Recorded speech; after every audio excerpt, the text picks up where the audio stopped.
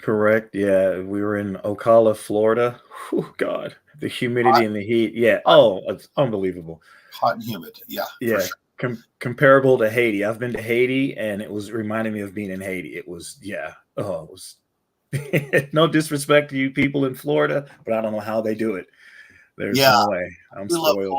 Florida, but it does get really, really, really humid out there. So, Yes. Yeah. um, but anyway, well, at least it's good that you're staying busy.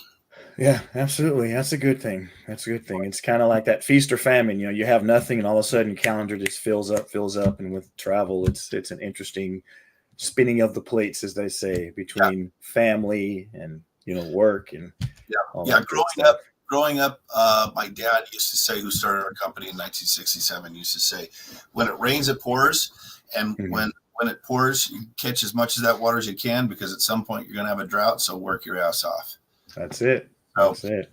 all right. Well, listen, Vincent Levy, my friend, it's so good to have you on my live stream here, and this is really with us with some of my guests anyway. For sure, this is going to be a little bit of a teaser because at some point I'm Mhm. going to have you on my podcast when I get you out to California. There's Mhm. so many Mhm. things that I want to talk about with you, especially because my podcast, Down and Dirty with Michael Julian, is really about digging into people who have made it or are happy and successful, talking about their Mhm. childhoods, talking about the adversity and different things they've overcome and challenges in their life and how they got through them and how they came out the other side. That's kind of the main message in my podcast. And we chatted earlier, and you were telling me something that I want to touch on very briefly, a certain skill you Mhm. have and how that was developed. So we'll get to Mhm. that and your mom in a little bit. But Sure. anyway, by means of introduction, this is going to be a 20-minute conversation. By Okay. means of introduction, we've known each other for a while. You are one of my Mhm. certified A.L.I.V.E instructors. Yes, sir. Live in one of my favorite cities, Nashville, or near Awesome. Nashville. I don't know if you actually live in the city of Nashville, but you worked as a Nashville cop. Give me a quick background on Vincent Levy. So, born in Colorado, grew up in Los Angeles, Where in and I Colorado? like to Aurora. Aurora, that's right. Fort That's Collins. right. We talked about, yeah, Aurora, Colorado, and grew up in between the Valley and Inglewood. So I had a very interesting childhood. I kind of had the best of both worlds because my parents separated when I was young, and my dad stayed in the inner city, and my mom moved out to the Valley. So I literally got the best of both educations. So I grew up, on the street side, and then also, in some of the best schools and in the best education. So That is a good yeah, education. it When was good. you see both sides of things, and you're more Mm-hmm. well rounded when it comes to your experiences and dealing with people, I think. Absolutely. Yeah, I jokingly say that when I lived in Inglewood, it wasn't cool yet. So it was pre NWA and all that. So I didn't really tell people how I was living, with my dad. But then, come late 80s, 88, Easy E comes out with, what's going on in Compton. And now it's cool to be from there. And I was like, man, I've been there for a long time. Yeah, So very interesting. you were Yeah. cool before So it was cool. that's right. Exactly. Exactly. And then So I've and been, you were a cop yes. in Nashville, correct? Yeah, just outside of Nashville. Worked for a county sheriff's office and then for city law enforcement, and had a lot of fun, a lot of great experiences, a lot of great training, and worked with some amazing people. Some amazing people. From I went through, did the SWAT thing for a while, and then found my home on the negotiating side, and became a crisis negotiator and a crisis intervention officer and trainer, and then also became certified as a mental health first aid instructor. And that's kind of the basis for what I do regarding the EP side, because I have what I believe is a very unique skill set. A lot of people talk about soft skills. I've been doing soft skills in my career, literally my whole career, for 10, 15 years in law enforcement. And then also plus my childhood and how I was raised. So that's really my skill set, is connecting with people and talking to people and really being able to relate and build, relationships and rapport with people. It comes very easy for me. Yeah. Well, you know, you have a certain energy that it clearly emulates somebody that is comfortable in settings where you can talk to just about anybody. Mm-hmm. we could drop you in a room of 10 different rooms with 10 different groups of people. I think you would assimilate immediately because you just have that energy. You got the big smile. You're a nice guy. You're intelligent. Obviously, you can have a conversation about just about anything. And we've had some pretty cool conversations. Thank you. Absolutely. Thank you. That is a phenomenal. That's a soft skill for life, buddy. Not just executive protection, but you are in the executive protection profession, like myself and many other people that I know and guests and so forth. Tell me about that, your business and what you're doing. Yeah, it's been exciting. I've been on couple tours and some world tours, and worked with some amazing artists and met some amazing people. Seen places that probably would have never been able to go to because I can't afford. But it's been interesting because you're like what you said. You're around so many different types of people, and there's so much going on. It's more than just I'm the biggest, baddest guy in the room. It's how can I relate to everybody in the room?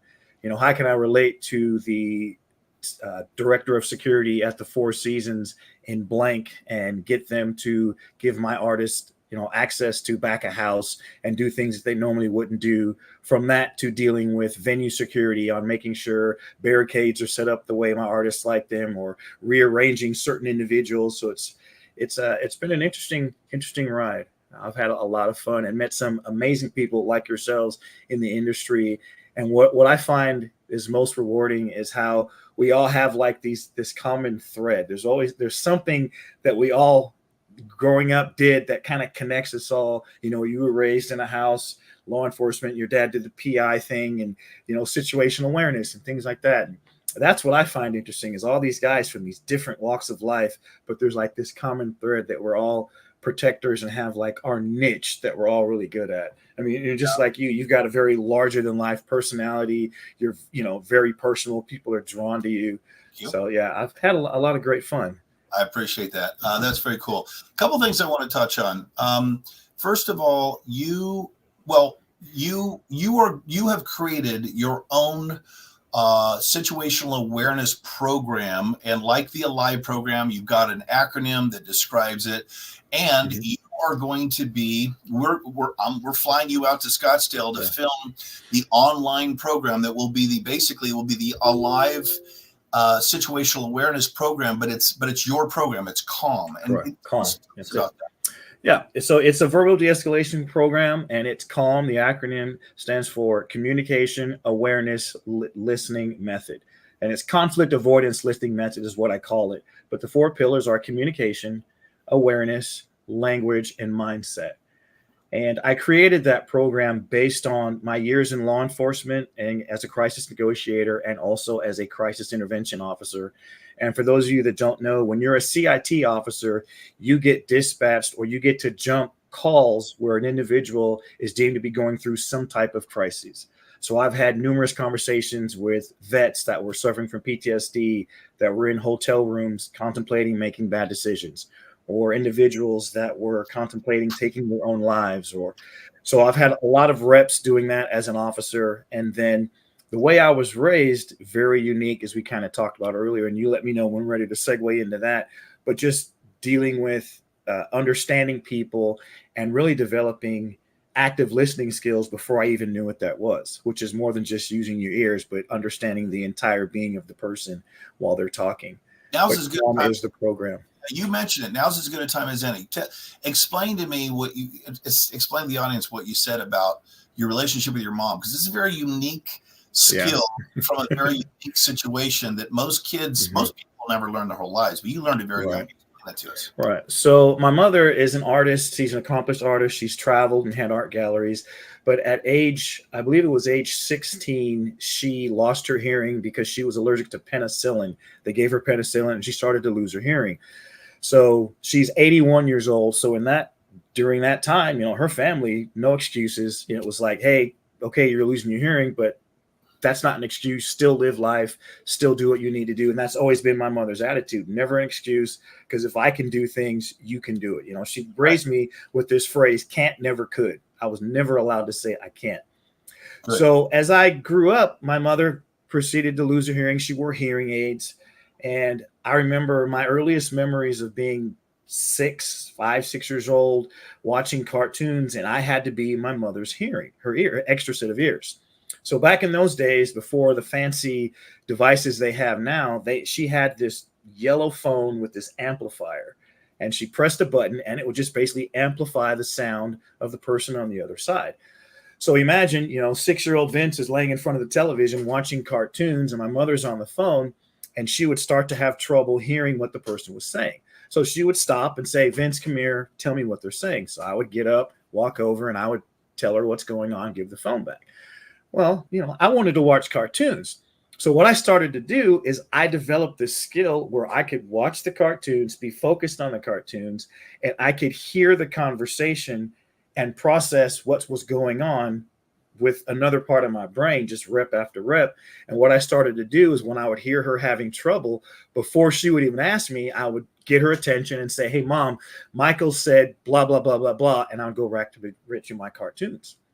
Well, I didn't realize, I'm doing that from the time I was 5, 6 years old until, Lord knows, until I moved out of the house into the 20s.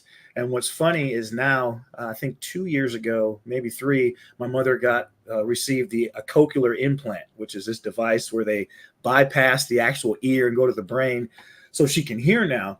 So now when she's around, I still do it. So now she gets mad at me, because she's like, I don't need your help. I'm like, Mom, I'm 53. I've been doing this my whole life. So that's cool. That is super cool. Well, I'm sorry to cut you off. You're, first of all, I can't multitask for shit, to be honest with you. I can barely walk and chew gum, but I've got videos and audios and podcasts and stuff I'm supposed to be reviewing that are hours long. And I've got emails and I've got, Zoom calls. I've got all this stuff. So I try and listen and do and work in emails at the same time. I cannot focus on 2 things at once. So the fact that you can literally listen for what's going on with your mom, what's going on in the conversation, watch cartoons or do anything else, and then go back and forth is astonishing to me. That has got to have been incredibly helpful as a soft skill in crisis, intervention, negotiation, or any kind of, as a cop, whatever, you're check the welfare, you're doing a domestic or whatever, you're dealing with all kinds of stuff going on. And you've got to do 3 things at one time. That had to have been very helpful in your career in law enforcement. Yeah, and it was. And what was strange is it's one of those things that it was natural to me. So I didn't understand why other people couldn't do it. So growing up, my kids hated it because they called it ear hustling. Because I could be doing something and I could hear the conversation and turn on and go, hey, I heard what you said, or blah, blah, blah. And they're like, oh my God, Dad, stay out of our business. But it's just a skill set. And then where it morphed from that I found, again, more helpful later on in life was as I got older, my mom would travel and do art shows, and same thing. She'd be standing somewhere talking about her artwork, and I'd be off in the corner. And I learned to read people's body language because she would have a conversation and she wouldn't tell people that she was hard of hearing. So sometimes she would say something that was off, and I would see their face change because they'd be like, well, what is she talking about? So I learned to look for the changes in their body language, and I'd do the same thing. I would step up and stand there and then, help my mom with the conversation, which, again, what I didn't know is I was developing active listening skills, which was using more than your ears. I was reading their facial expressions, their micro expressions. And then later on in law enforcement, when I started to get into, when I did the Reed interrogation program, and I went through crisis negotiation school, how to be a negotiator. And I was like, oh, so this is what I was learning. Oh, so I'm picking up on things that the body is doing before it comes out of their mouth. I'm recognizing facial expressions, but I literally have been doing it again since I was, 5 and 6 years old, my entire life. So it just became literally second nature.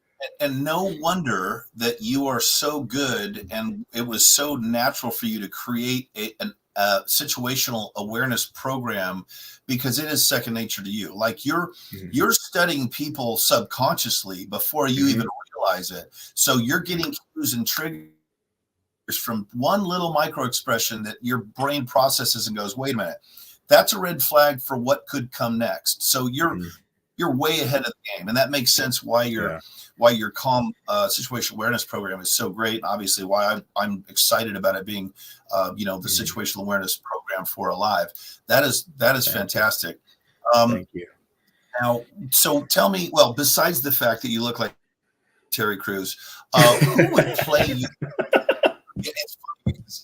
literally somebody said, "Hey, that good-looking black guy buddy of yours, Vince, he looks a lot like Terry Crews." And I'm like, "Yeah, I know," and he hates to hear that.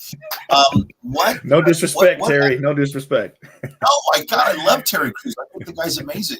Who would play you if there was a movie about your life? Who would play you? And it can't be Terry That's Crews. a good question. It can't be Terry. I mean, no, gosh, no, too obvious. Too obvious. If it wasn't Terry Crews, then I think Cuba Gooding Jr. I think would be. You're a huge dude. He's a little guy. Dude. I'm not a small guy, and you're a foot and a half wider than I am on the screen right now. You on my. The camera adds 10 pounds. That's what it is. There we go. That's not a bad thing, but I can see the resemblance. All right, let me ask you this: what was the last book you read? This is always a fun one because you never know who's a reader and who's not. I am finished, or the last book I finished was a book on influence. Book on influence, and I'm going to cheat and get my phone. No. This book, and it was really good because I recommended it to a few people. It was actually, I think it was a book you said to read. Probably. It was called It's Influence by Robert Cialdini.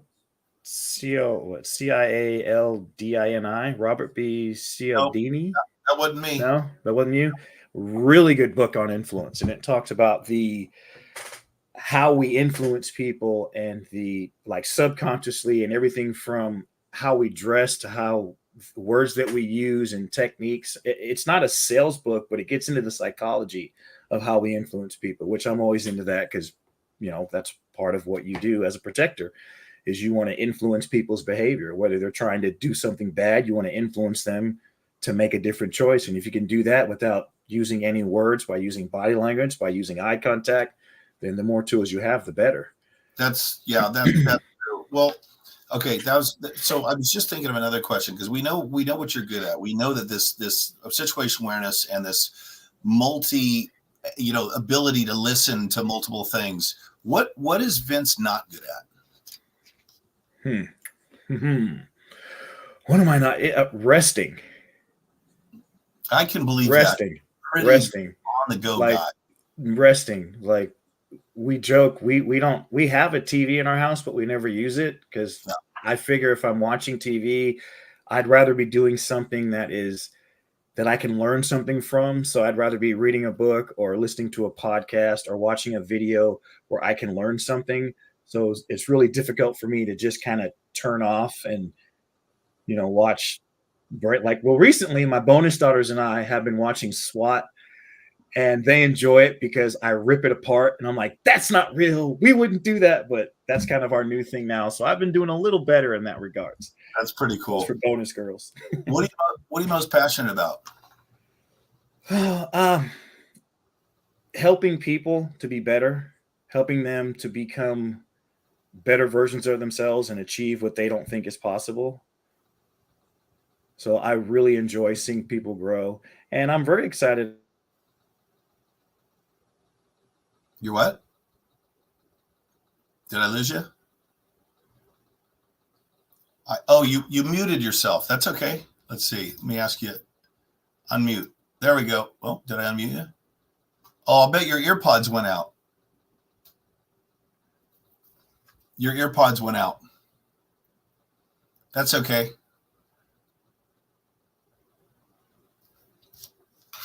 Says you're muted.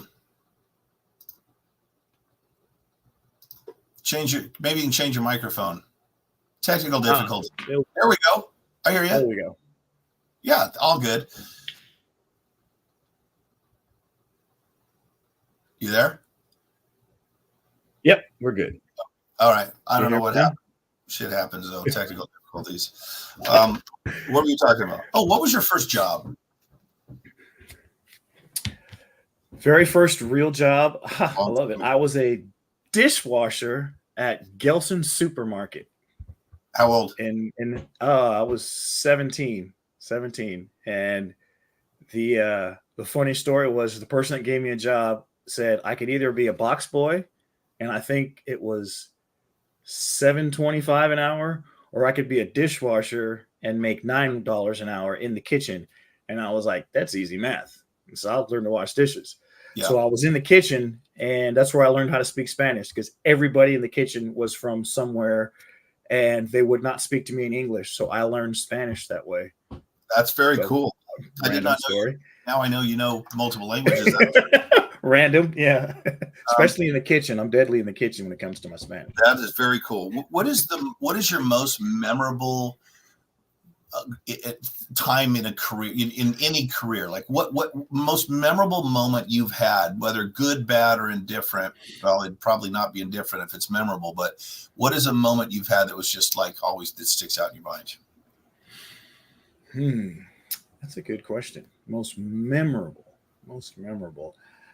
I remember I was in my mid 23, 24, and I was a assistant pastor of a church in Santa Monica, and California. Santa Monica, California. Yep. Lived in Santa Monica. You are well-traveled. Yeah. Lived in Santa Monica, and I actually talked a person off of a bridge and didn't know how. That's pretty memorable. Yeah, I was like in my mid-20s, and I just remember just having a conversation and, talking to them, and eventually they came back up off the bridge right there in the overpass. Yeah. Dude, that is all it takes. Yeah. I'm telling you, that's all it takes. You remember when in the instructor course for the A.L.I.V.E program, become an instructor, we talk about personality or behavioral baselines and when you can recognize the red flags of someone's potential violence based on their behavior. And sometimes it's just a matter of saying, hey, Steve or Joe or Sarah, or Amy, it seems like you're bearing the weight of the world on your shoulders. You've been acting differently, and I feel like you might be in some form of crisis. Is there anything I can do? And they just vomit their whole life, and then in 10 minutes they're a different person, and they walk back up off the edge. Yes. And don't do something horrible to themselves and or other people. You had one of those moments in your life that had you not been there that day, that person may not be alive today, if they still in fact are, but they were tomorrow that day because of something, because you were there and you showed compassion, right? Right.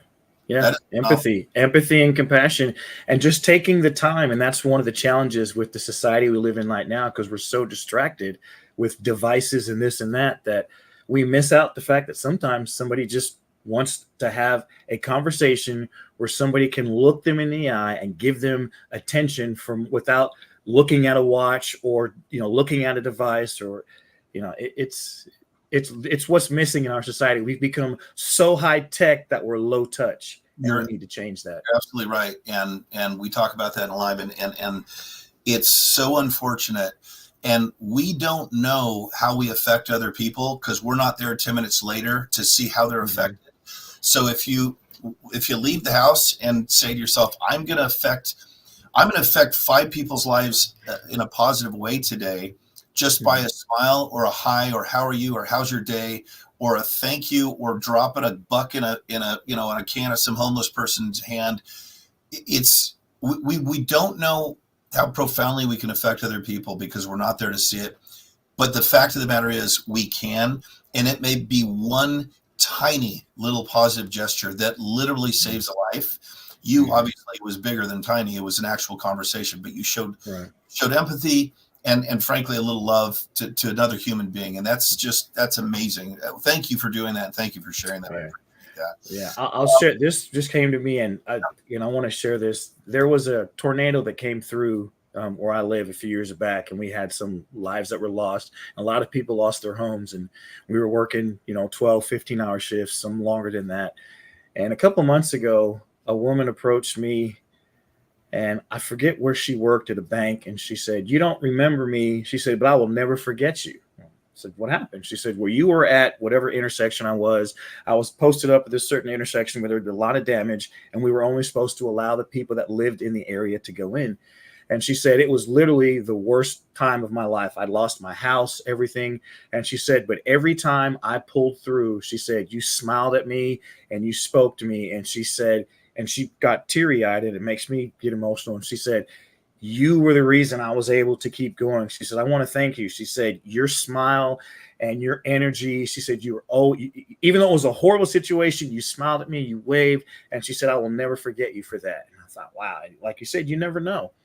And it was something, and it didn't cost me anything. No, it didn't cost me anything. Well, and look, I mentioned before, you've got this warm, friendly energy about you. And that is, well, people, frankly, in this day and age, a lot of people have left. They lost it. It's just, they don't have all that warm and friendly anymore, because you go out in public, especially in cities, and you're getting beat down and nobody's smiling and nobody talks to you, and you could be laying on the damn sidewalk and people step over you. It's a damn shame. Well, what I'm trying to do with the stream and with my podcast, which you're going to be on when I can get you to California, is give people a reason to smile and to think about what the way you're changing other people's lives, because we talk about adversity. We talk about challenges like you dealt with, like your mother dealt with, and how we came out of it, how we rose above it, and how we're better for it today, because it didn't happen to us. It happened for us to make us the people we are today. Wow, and I got to thank you, man. I appreciate you so much for everything you do, for being my friend, for the situational awareness that you do. And I can't wait to have you on my show, and I can't wait to get you to Scottsdale so we can film that situational awareness online program to put on the A.L.I.V.E. website, because it is a game changer. And if everybody knew what you know about situational awareness, it would drastically and dramatically lower the violence against people, or crimes against people, because they would be head on a swivel, not paranoid, aware. And they would be prepared, like the A.L.I.V.E. program and like your program. We teach awareness, we teach preparation. So I can't wait for that to happen. So Vince, I just want to thank you for being with me today. I'm sure everyone's going to enjoy your story, and they'll like it even more when we have about a 2-hour podcast, which I hope. Absolutely. My pleasure. Thank you, Michael. All right, my brother. I will talk to you soon. Talk to you soon, man. Take care.